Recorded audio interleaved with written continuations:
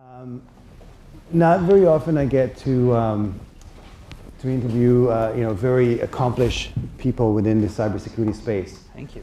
And again, I have the greatest appreciation, and I know how hard it is. I'm part of this community. I'm part of the startup scene in the cyberspace. I've been doing this for a while. And so when we get started, Nick, we always do, what's your favorite superhero and why? And you warned me that was going to be your opening question when we spoke yesterday. It's just, this will work. And when you warned me that was going to be your opening question, I didn't know how to answer that, right? So I thought about it on the drive over here and try and come up with it. And I first determined that I could go off and make some jokes about Nick Fury and how we share the first name and blah, blah, blah, and concluded that if I did that, I would just come across as an arrogant prick. So then I thought about it more deeply, and you used the word favorite. And then I'm like, I got it. I'm like, who is the superhero that, I wouldn't want to show up to my dinner party and play Cards Against Humanity with me and my friends, or that I'd want to walk into my neighborhood, favorite bar and see him sitting there going, hey! And I came to one indisputable conclusion: Howard the Duck. Definitely Howard the Duck. And me and Howard the Duck would sit down, we would have a few beers, we would call up Buckaroo Banzai, we would form a band, right? And Howard and Buckaroo would play the guitar, I'd probably play the bass, we'd get Animal on the drums. But all that said, I don't actually know, but I'm pretty sure it's Howard the Duck. Well, that's pretty good. So you've had amazing career path, right? And I always say you pick when you get to a fork in the road, you pick one, right? So maybe you can give us an idea of how you got where you are, and then kind of what you do today. Yeah, well, for me, frankly, it started when I was a teenager. I first started self-identifying as a hacker when I was 14 years old. I was pretty lucky in that I had I still have a really wonderful father who didn't teach me to play catch. He taught me how to solder. He taught me how to weld. He taught me how to use power tools. He taught me how to solve problems and stuff like that. And I was in this constant environment surrounded by Boy Scout and Marine-like people and whatnot, wandering through the woods trying to just have fun. And when I was a young kid, I was really into RC cars and ham radio and stuff like that. And then just at a certain point, this mythical device called a modem became part of 2400? Was it 9600? Oh, I started at 1200. And I actually almost started at 110. But there's nothing that the 110 could connect to. It's a long story. Involving things like IBM PC Juniors and Apple IICs. I was pretty in 2Es. I was really lucky to have access to some of those things when I was a really young kid. And at a certain point, I had messed around a little bit with programming and whatnot with some of the early computer systems I had access to, and I didn't really enjoy it.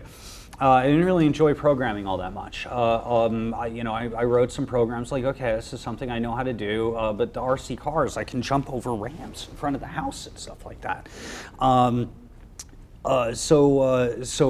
Once I found out that computers could be used to communicate, it tied into that section of my brain that was mostly focused on things like ham radio and CB radio, and and then that was it. It was a fate sealed, game over. That was where things were going from there. So when we talk about these things from the perspective of career path, I always kind of chuckle to myself because I don't see what I do as career. It's just, this is my life. This is what I've been doing. I've been doing it since I was a teenager. I was running BBSs, BBS out of my bedroom, before I had a girlfriend. Maybe that's why I didn't have one. No, actually. I'm in the same. I was in the same boat. Actually, it's pretty funny. I had a high school sweetheart all through it. And like one of the things that would annoy her is we'd be hanging out in my bedroom and the BBS would be making noise and stuff. But yeah, no, that was the thing, and one of the things that that I think was critical of that was all the people that I met.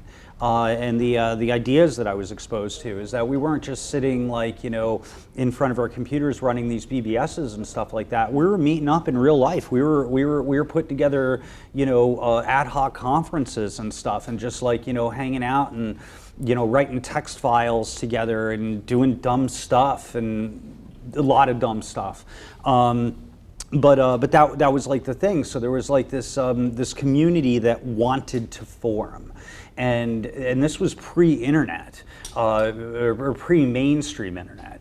I mean, one of the things I always get a kick out of is I'm aging myself here. Is you know, I graduated high school in 1995. That was the same year that the Telecommunications Act went into effect. That was the year where like all kinds of things we take for granted now, like being able to buy dedicated circuits from place to place without being like a government or something like that occurred. So like, you know, I initially went to college for audio engineering because my, you know, my first love really has always been music. I love music. I'm a shitty musician, horrible musician. You know, by the way, you're not the first one that I've heard that it does cybersecurity today for Levay. Oh no, it's totally common. Yeah, no, people in cybersecurity are really into music. Yep. That is like a across the board thing. Many people have commented on it.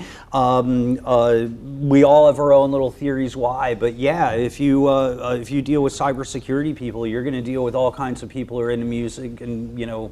In various ways. For me, I always love the studio work, because I just have this certain deficiency with rhythm.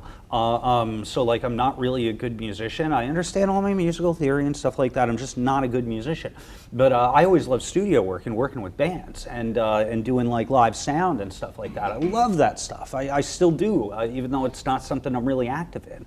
I mean, I've spent at least 100 nights in the you know the green rooms at CBGB's before it shut down. All right, like, you know, that's a thing with me. So you have a unique nickname, right? Yeah. What's the source? Is it Rattle? Right? Yeah. What's the source of that? Well, we typically call them NIMs for pseudonyms or handles. Yeah. But yeah, no, that ironically comes from before I was involved in anything hacking related. That comes from CB radio days. Mm-hmm. Now, I was like a 12-year-old kid, you know, I'd be like, you know, chatting it up with everybody within range on a CB radio. And as I'm sure you can figure out already, I talk a lot. And you know, some guy on the radio at some point is like, "What's your handle?" And it's like, "What? Oh, it's a handle." He's like, "You're Rattle." And then that was it, you know. I just like, okay, I kept using that as like, you know, my call name or handle at that point. And then at some point, you know, I logged into BBS for the first time, and it asked me for my handle.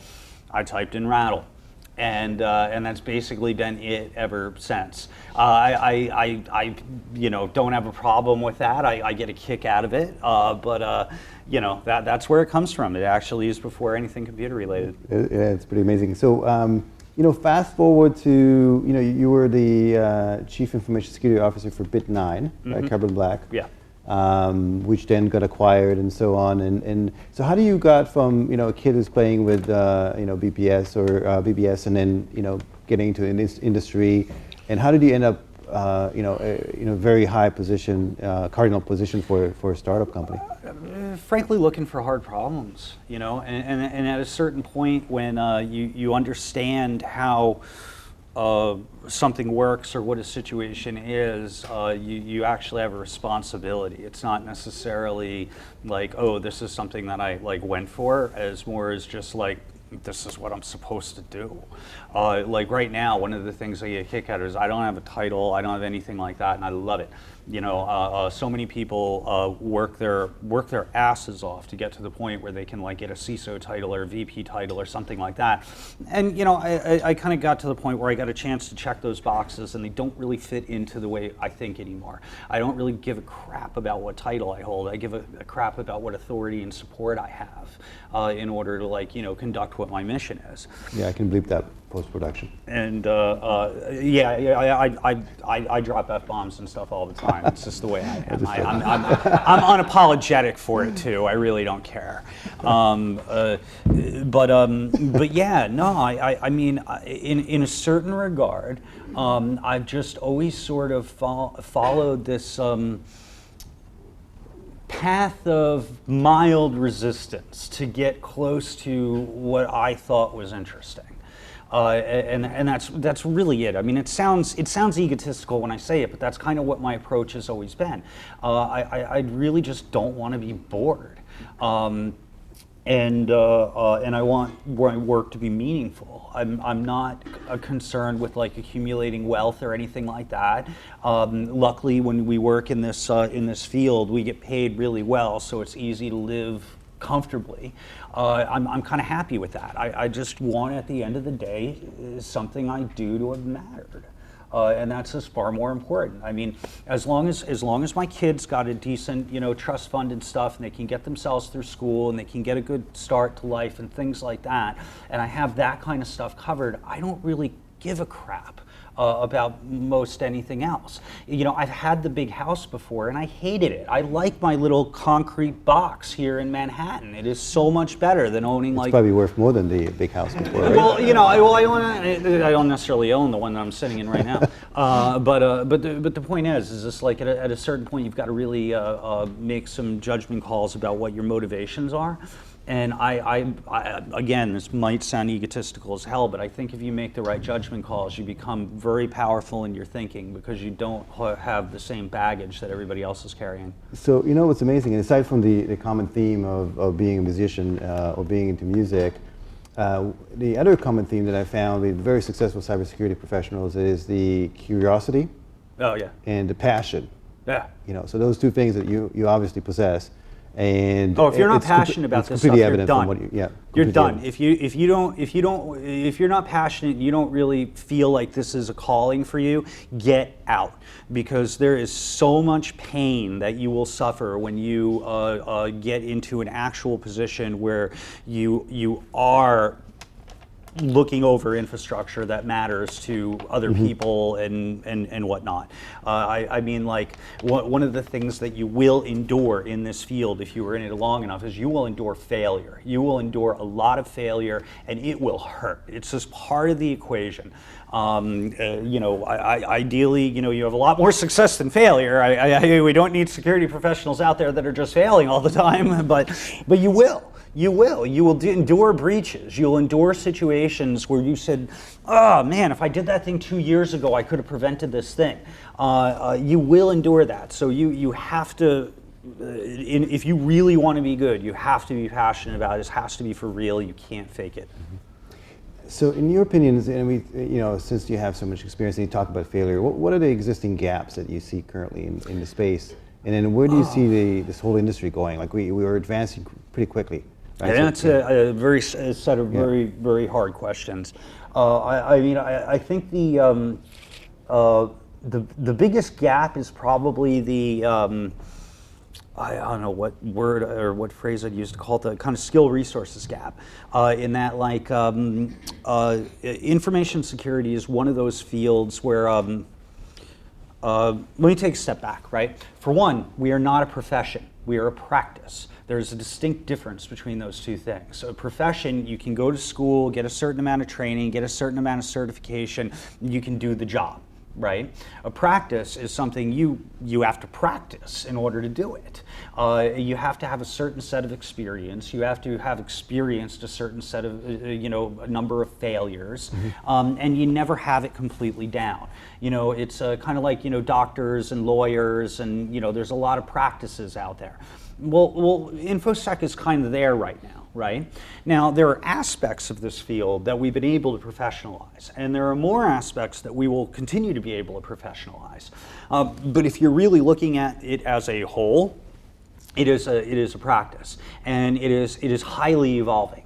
And one of the problems that we have is there are only so many of us old hats that have been doing this for a while. I mean, I'm not really an old guy. I'm in my mid-40s, right? But like, there aren't a lot of people that have been doing this as long as I have. I mean, there's probably, you know, I mean, I don't know what the last counts are. But I think one of the biggest challenges is that just simply this is an evolving field, and it is new, and there are a lot of people interested in it, and that's great. But like, it's going to take 5 years before I put any one of them in a senior seat. It's going to take 10 years until any one of them's really ready to, like, you know, manage this at some kind of executive level. You know, that's a gap. The threats, on the other hand, they evolve a hell of a lot faster. I can train somebody to be or get somebody trained to be like a very good offensive operator in like 2-3 years. We can professionalize offensive stuff easier than we can, you know, professionalize defense stuff. So like, I think that's a challenge. And in terms of you know, other gaps, it's not always like the technology itself that's the problem. It really isn't. You know, we need to evolve like our approaches toward education. We need to evolve our approaches toward how we unify security, oversight, and knowledge with how we actually build things in the first place. So many of our gaps don't have anything to do with the ones and zeros. They have to do with how we organize ourselves as people. Mm-hmm. In terms of where the industry is going, well, we're all going to keep making a lot of money, so that's good. Well, you have the 4 walls in Manhattan, so you have to. That's good. That's a good thing, right? Yeah. No, I mean, it's you know, the one good thing about being in this profession is, like, you know, unless you suck, at least you're going to be able to, you know, do well for yourself. Mm-hmm. So we got that going for us. And I think that'll continue. And also, kind of following on with that, is we have to have an awareness that this kind of landscape that we're in is going to keep continuously evolving and changing. The type of threats that we experience today are different than the type of threats we experienced 3 years ago or 6 years ago, and they're going to be different than the threats we're experiencing, you know, next month. For all we know, you know, we've definitely seen, you know, I mean, some of the common trends that we've seen is it used to just be all about, hey, here's the email with the malicious attack that, you know, you click on the, you know, this PDF and you're toast, right? You don't really see that anymore.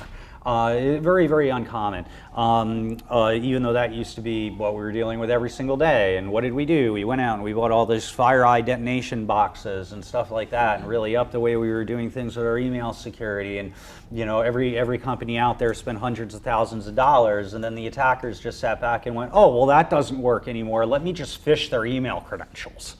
And that works just fine. And then we go, oh, you know, let's get everybody to use 2FA, so, you know, we're, you know, mitigating that somehow. Right. And then they just say, oh, you know, well, let's just do phishing attacks where we have, you know, cheap workers sitting there in real time managing the phishing attacks so they can, you know, get a, you know, a token, you know, whatever. It's just going to keep evolving. It's going to be a different thing. Anytime we take a step, you know, adversaries are going to take a step around us. And that's just part of the game, you know. Yep, and it's almost like a cat and mouse game. It's always, you know. Yeah. So I'll ask just it's fun. Yeah, it is fun, and it's evolving. It's always different. I always say that we're, despite the fact that we think the industry is maturing, I think it's still, you know, there's a long way to go. We're still at the inception of a lot of Oh, it definitely is maturing, though. I mean, I can sound like I'm really cynical about where we're at, and depending on which mood I'm in at the moment and how many beers I've had, yes, I am. But the reality of it is I've seen a tremendous amount of maturity increase, not just in what we're doing as an industry, but also how we've educated the executives and the boards of the world about how this stuff works. Like, I remember years ago, getting hit with like the question of, well, if you can detect it, why can't you prevent it? And like, and just wanting to like, vomit by hearing that, and like trying to have to explain this to like multiple people that like, just because you can detect something doesn't mean you can prevent it, blah, blah, blah. Now at least, like I can have informed discussions with a lot of these business leaders and explain to them is like, hey, yeah, of course we're going to keep, investing in, things to protect us, but we also need to invest in how we're going to respond to events. Mm-hmm. So we're talking about things in context of like what we're investing in protection versus what we're investing in response capabilities and detection capabilities, and we're at least able to have conversations with business leaders about what like what an event timeline looks like for dealing with an intrusion, where like back in like 2004, the idea of even having those conversations was ridiculous. Because that is so important. It's not just about the technology. It's about all the business processes for the targets you're defending and whatnot, and it's all connected. Because the first thing you really need to realize in order to do any of this stuff well is that security is a team sport. Your security team isn't responsible for your security. No, everybody's responsible for your security. Your security team's responsible for guidance and education and things like that. So like approaching things from the perspective where one of the first things that you want to address in your organization is its culture related to security, that'll get you somewhere. The fancy 1U box that somebody wants to sell you, it may help, but it's not going to solve your problem. So, I'm definitely going to make that T-shirt with a security is a team sport in the back. Oh, yeah. And then logo in the front. It is. Watch for it. So just two last questions, and just to get your kind of opinion on the current events and the stuff that's happening. One is the area of, election security and integrity, which is a huge topic. We can have the whole thing, like the next 45 minutes, which we're not going to. And then the other piece is, there's some security concerns with the 5G networks and the rollout and so on. So maybe just a couple of thoughts about each would be great. And then we'll maybe allow some questions. First I'm going to say I'm going to punt the 5G stuff because I'm not prepared to speak on that from an authoritative perspective. Mm-hmm. But I will say one thing that stands out. There are just so many people who know the 5G problem significantly better than I do, so I'm not even going to touch that. But the one thing I will point out is if you go back to one of the basic concepts of information security, we call the CIA triad: confidentiality, integrity, availability are the three things that you're kind of focusing on with security. At the end of the day, the thing that is still assuring confidentiality and integrity is still the endpoint. It is still the endpoints. It's our phones, our laptops, our servers, and everything that they do to determine whether or not they are speaking with what they think they're speaking with and doing it in a way that is acceptable, and all of that all still applies. 4G, GTM, all that, whatever, no damn difference.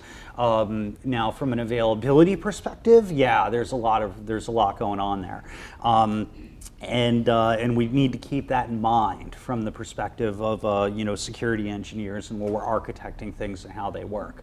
The idea that 5G is going to roll out and the world's going to end is crap. Because the amount of problems that have existed with everything before it dwarfs anything that I've even seen remotely suggested about 5G. I do suggest staying away from Huawei hardware. I'm all for that. But beyond that, there isn't much I could say authoritatively about the 5G thing. Now, from the perspective of election security and whatnot, where to even begin? Because there's so many aspects of this one. I mean, we got to talk about things like the election machines themselves and the infrastructure and all the the audit and officiation practices and whatnot around the elections themselves, and we got to talk about the campaigns and themselves and the campaign security, and then of course all the information warfare aspects of how you can manipulate a campaign and whatnot. So there's like this huge space, and I'm only like scratching at the surface of it.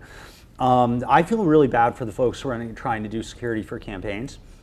Right, and you mentioned that also the problem is that they spin off these organizations. Maybe we talked about this prior to, right? So that I think is one of the key things to understand is that, if you're running a traditional business, virtually any type, and you decide that you're going to take information security really seriously, you kind of realistically got like a 2-year ramp-up process before you actually hit a maturity level where you don't suck.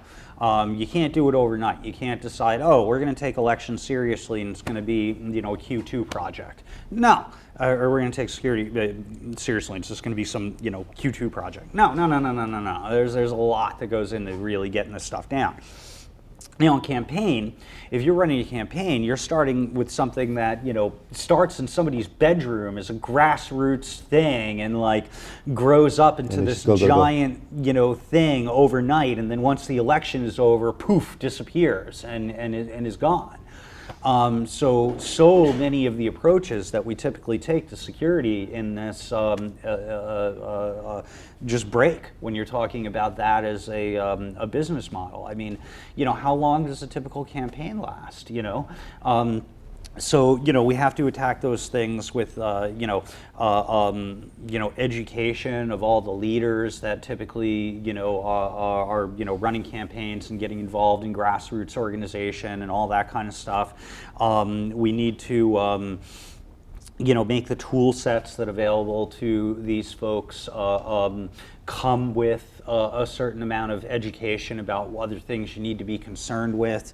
There's a lot of things that we need to do, and I'm happy to say that there are people working on all of them. I mean, I've been involved in so many discussions about campaign security. It's unbelievable. I was advising the Clinton campaign both before and after all the stuff hit the fan there.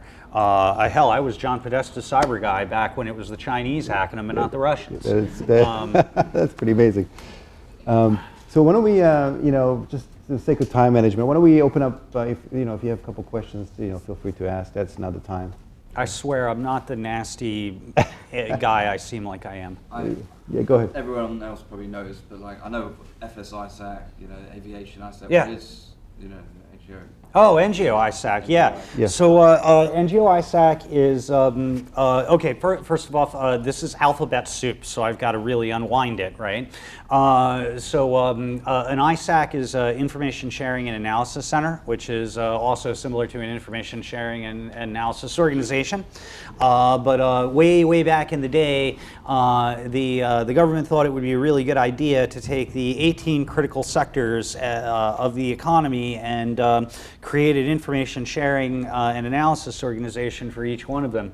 And that idea was a very good idea. It's been very effective. FSISAC focuses on the financials. It's gone into a bunch of different areas. The retail folks have an ISAC, the aviation folks have an ISAC, the legal folks have an ISAC, the research and education folks have an ISAC, the NGO community, another acronym, non-governmental organization, but basically means nonprofit that is somehow tied in with policy development or human rights related kind of stuff. I mean, it's a little bit of a vague term, but NGO is basically nonprofits that deal with things that may or may not piss off governments. So as the story for NGO ISAC goes, it actually goes back to around 2008. Right after the 2008 Olympics were over, Chinese intelligence took off the white gloves and just started coming after everybody. I mean, everybody. All the policy organizations, pharmaceutical-related stuff, financials, you name the sectors, they just started coming after everybody. And they had no problem blowing down the walls in so many organizations in all these sectors. And the think tank community, which I was in at the time, I was at that point working at the Center for American Progress. the entire think tank community basically got blown down overnight. Everybody was compromised. I don't care if anybody disagrees with me about that. I don't care if you're talking about the liberal side or the conservative side or whatever. Everybody got compromised, and actively compromised, and email harvesting, and drafts of policy proposals going out the window. It was brutal, and it was across the board.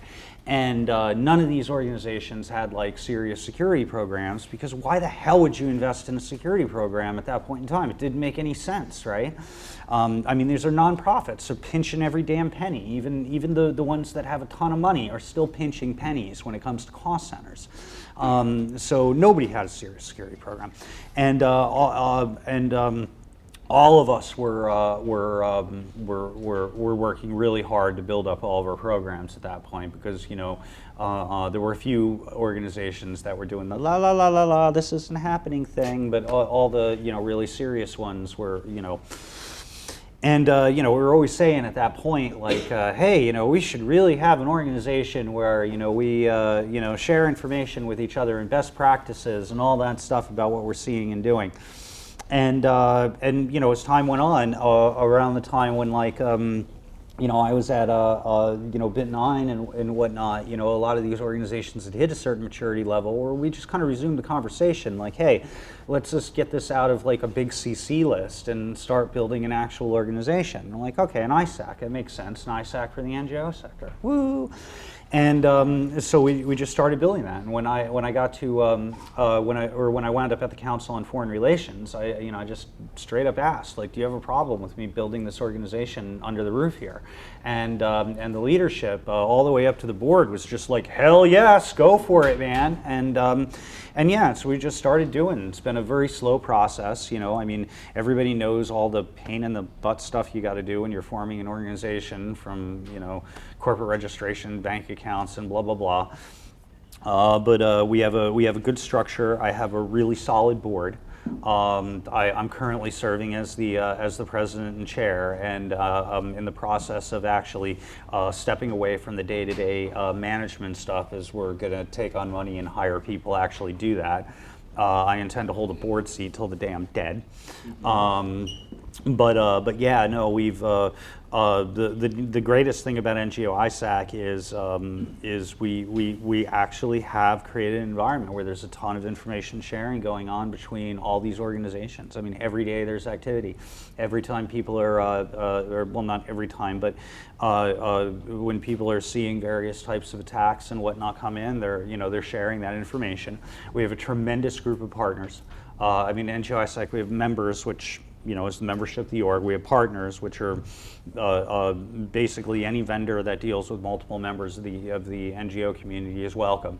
And we have a tremendous group. So many I have to sing the praises of. I mean, everybody from the Microsofts, Yahoos, FireEye, big guys, to the various small MSPs that or managed security providers and whatnot that serve various members of the NGO community. We just basically tell them, no salespeople, nothing like that. Your threat intelligence teams are welcome in. Bring them on in, and yeah, we just funnel around information every which way it needs to go. We do not promote ourselves. We are very adamant about not promoting ourselves. We function in the background. If somebody needs to know who we are, you'll be told. And that's kind of how we're rolling. And right now we function as a volunteer organization, and there's a ton of discussion going on about how we actually ramp that up and what type of staff we should have full time, and where we should run operations out of. I mean, we're headquartered in New York. We will always be headquartered in New York. But yeah, no, NGO ISAC is a cool story. Yeah, that's absolutely fantastic. So, unfortunately, we ran out of time, but you're going to stick around here. I told for people. You I talk a lot. No, it was perfect. Yeah, I'll be around, man. Any questions, we'll be hanging. Help me thank Nick Levay. Thank you very much. Thank you. Thank you. You're awesome. Thank you.